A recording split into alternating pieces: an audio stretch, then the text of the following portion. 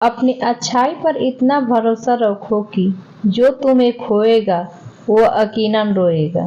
जिंदगी में एक दूसरे के जैसा होना जरूरी नहीं होता, एक दूसरे के लिए होना जरूरी होता है।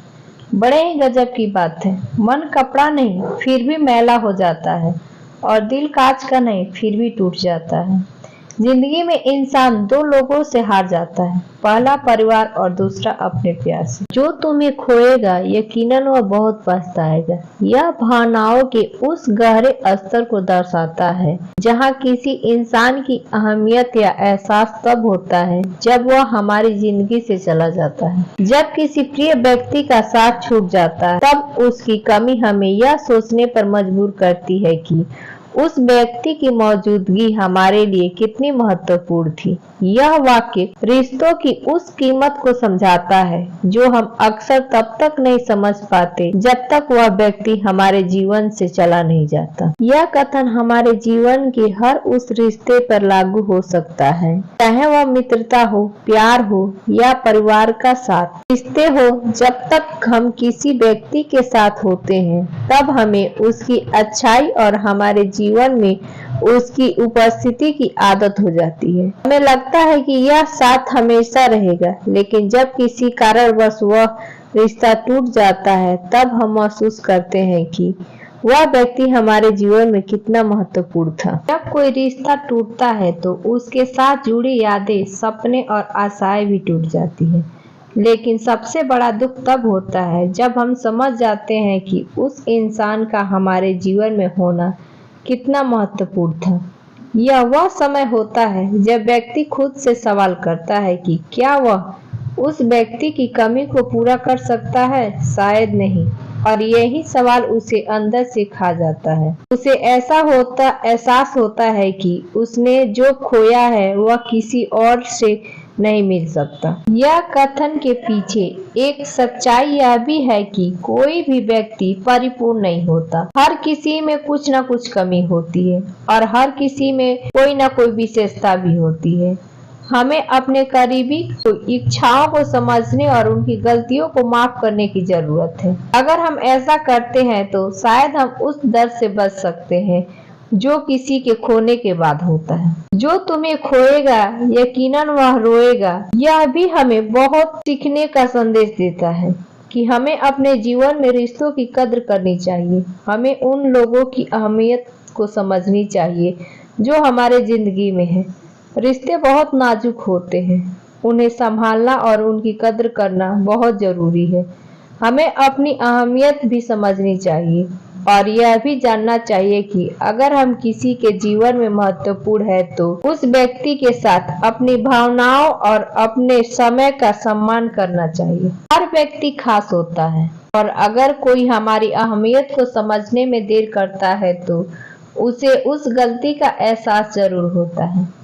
यह एहसास उसे रुला देता है और तब उसे समझ आता है कि उसने क्या खोया। इसलिए हमें हमेशा यह कोशिश करना चाहिए कि हम अपने करीबियों की अहमियत को समय रहते पहचानें, क्योंकि एक बार अगर कोई रिश्ता टूट जाए तो उसे वापस जोड़ना बहुत मुश्किल होता है। जो तुम्हें खोएगा यकीनन वह बहुत पछताएगा। यह ऐसी कहानी है जो दो लोगों के बीच के रिश्ते, उनके भावनात्मक संघर्ष, गलतफहमियों और एक दूसरे के महत्व को दर्शाती है। अमन और सिया की मुलाकात कॉलेज के दिनों में हुई थी। अमन एक बहुत ही शांत और हंसमुखी किस्म का लड़का था, जबकि सिया बहुत ही चंचल और हंसमुखी जीवन से भरी हुई थी। उसकी मुलाकात अचानक हुई। एक ग्रुप प्रोजेक्ट में उन्हें एक साथ करने के लिए चुना गया। सिया का आत्मविश्वास और उसकी हंसी ने अमन को प्रभावित किया, जबकि सिया को अमन का शांत स्वभाव और उसकी समझदारी बहुत पसंद आई। धीरे धीरे वे दोनों एक अच्छे दोस्त बन गए। वे साथ में पढ़ाई करते, फिल्में देखते और देर रात तक बातें करते। सिया की जिंदगी में अमन की उपस्थिति एक सुकून भरी जगह की तरह थी, जहां वह अपने हर चिंता और खुशी को बांट सकती थी।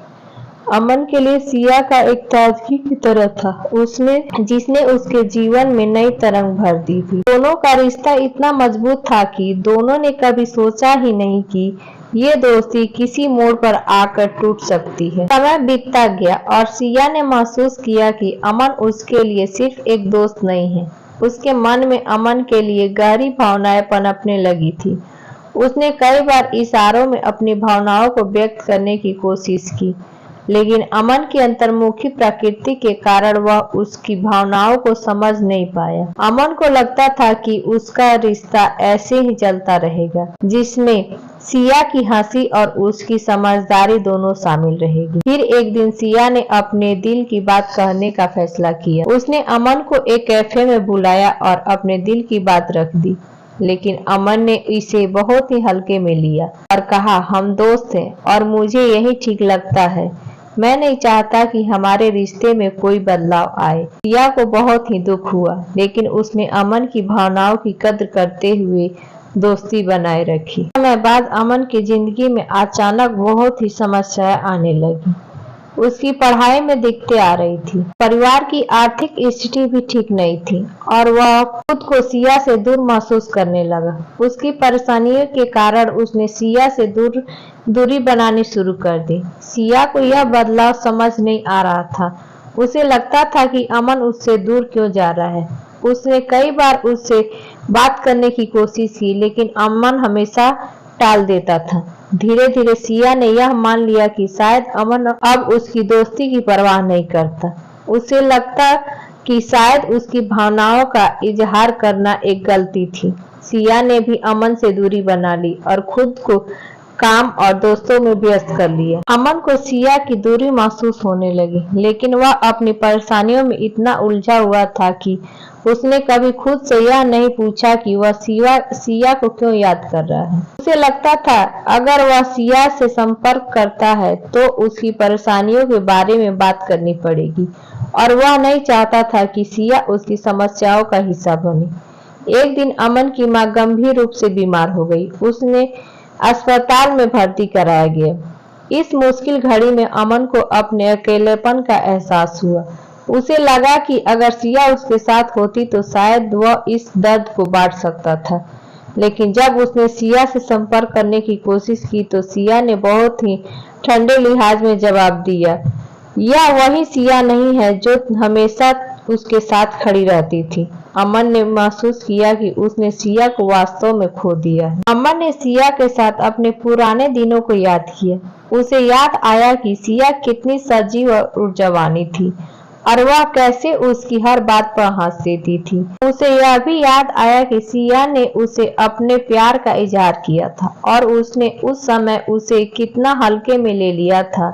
उसे समझ आया कि उसने सिया के दिल को कितना आघात किया था। सिया अब अमन के जीवन में नहीं थी, लेकिन उसकी यादें अमन को हर रोज सताने लगी। वह सिया को खो चुका था और अब उसे एहसास हुआ कि उसने अपनी जिंदगी के सबसे महत्वपूर्ण इंसान को खो दिया है। उसने कई बार सिया से माफी मांगने की कोशिश की, लेकिन सिया ने अब अपने जीवन में आगे बढ़ने का निर्णय ले लिया था। सिया ने अपने दिल को संभालने और अपनी जिंदगी में नए सिरे से शुरू करने का फैसला किया।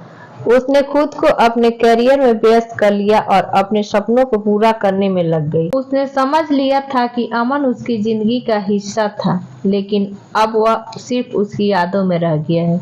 वहीं अमन अपनी गलतियों का पछतावा करता रहा। उसने सिया के बिना जीवन जीने की कोशिश की, लेकिन हर दिन उसने सिया की याद सताती रही। उसे यह एहसास हुआ कि सिया की मुस्कान और उसकी बातें उसकी जिंदगी के सबसे खूबसूरत पल थे। कुछ साल बाद अमन और सिया की फिर से मुलाकात एक पुराने दोस्त की शादी में हुई। सिया अब पहले से भी ज्यादा आत्मविश्वासी और खुश लग रही थी। उसने अमन को देखा और हल्की सी मुस्कान दी और आगे बढ़ गई। अमन ने उससे बात करने की कोशिश की, लेकिन सिया ने उसे बस इतना कहा, जो तुमने खोया उसका दर्द मैं समझ सकती हूँ, लेकिन अब मैं आगे बढ़ चुकी हूँ। अमन ने सिया के चेहरे पर सुकून देखा और समझ गया कि उसने उसे खो दिया है। उसे यह एहसास हुआ कि कुछ रिश्ते हमेशा के लिए नहीं होते, लेकिन उनकी यादें हमेशा दिल में बसी रहती है। वह सिया को खुश देखकर खुश था, लेकिन उसके दिल में हमेशा यह खालीपन रहेगा कि उसने अपने जीवन के सबसे खास इंसान को खो दिया। हमें अपने रिश्ते की कद्र करनी चाहिए और उनके महत्व को समझना चाहिए। जब तक कोई हमारे जीवन में होता है तब तक हमें उसकी कद्र करनी चाहिए, क्योंकि एक बार वह चला जाए तो शायद उसका स्थान कोई नहीं ले सकता।